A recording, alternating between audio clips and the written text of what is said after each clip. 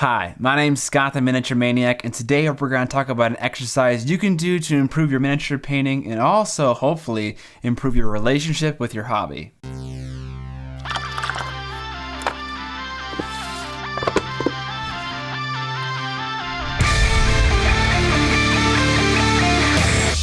What up, mini family? Let's start with a problem that might come as a surprise to a lot of you. I don't like the majority of the painting process. On a scale of 1 to 10, where 10 is I enjoy the entire process, I'm sitting at roughly a 3. I actually asked the same question to my podcast community in a poll, and here were the results.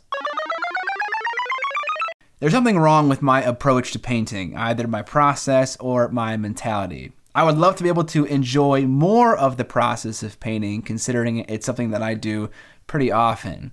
So how are we going to solve this problem? We could start in a variety of places, but for this video, let's look at my painting process. There's a lot of tedium tied up in smoothing out blends and pushing paint into the right area. I have a theory. When it comes to painting time sinks, I often blame having to smooth out blends, but I think there's something more subconsciously going on here. I think when I'm smoothing out my blends, what I'm also doing is adjusting the amount of each color on the Mini, such that it has proper contrast, but also reads as the correct color, whether that's blue or red or whatever.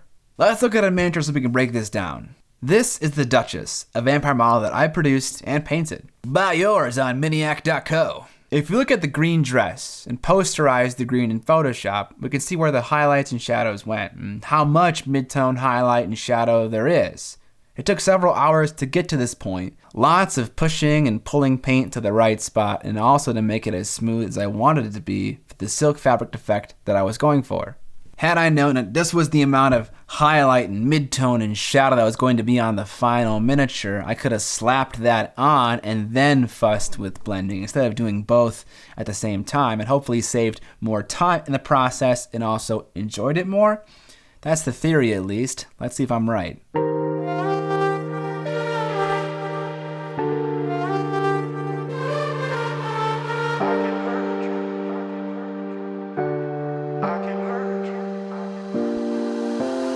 I can hurt you like you hurt me too, me too. We're letting go, drifting apart. We're letting go, drifting apart. I can hurt you like you hurt me too, me too. We're letting go, drifting apart. We're letting go, drifting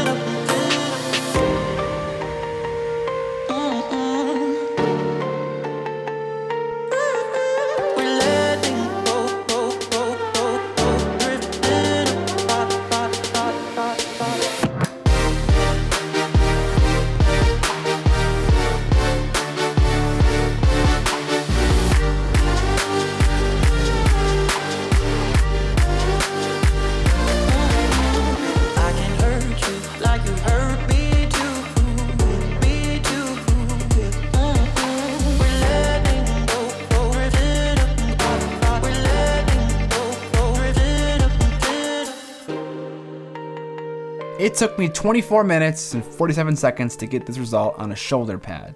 That's just me going in with no plan and just pushing paint around. That's where I stopped and was mostly happy. Dissecting the paint job in the same way as before, we can see where I put the majority of my 4 colors or so. Using this information from the shoulder pad about where the steps in my shadow, midtone, and highlight are, let's see if I can paint another shoulder pad, but this time more quickly. I got this result in about 1/3 the time. Let's try it a few more times. It seems that at the least, this prior knowledge made me about 2 times as fast. I didn't change the colors at all, I didn't change really how I was blending, I just stuck color where I knew it was supposed to go and then blended it out.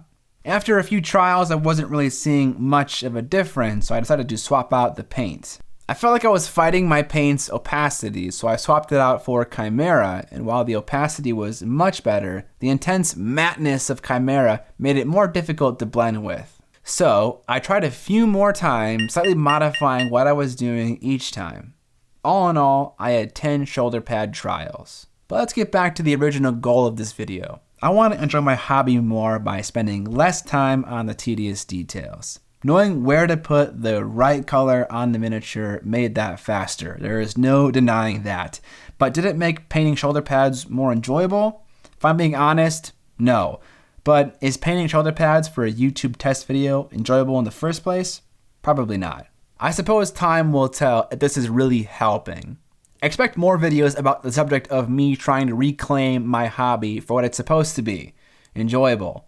I think this is a really important subject for not only myself, but also anyone struggling with either picking up a new hobby or dealing with an old one that they're out of touch with. Regardless of whether or not my idea made the hobby more enjoyable for me, being cautious of where to put your colors on your model based on what kind of material it is and what colors you're using before slapping paint on is still an incredibly useful skill to train. If you need help to figure some of that stuff out about where to put your highlights and shadows, check out some videos I have linked in the description. Thanks for checking out this video, guys. If you like the channel and you want to support it, there are many links in the description that enable you to do that, namely a Patreon campaign with a bunch of fun rewards, like a Discord server where you and I can hang out any day of the week and chat about your miniature painting projects, or how many shoulder pads you can paint before you want to blow your brains out. Alternatively, you can also purchase the Duchess, my vampire model that I produced, or buy hobby equipment that I recommend in the description below. Those are all affiliate links.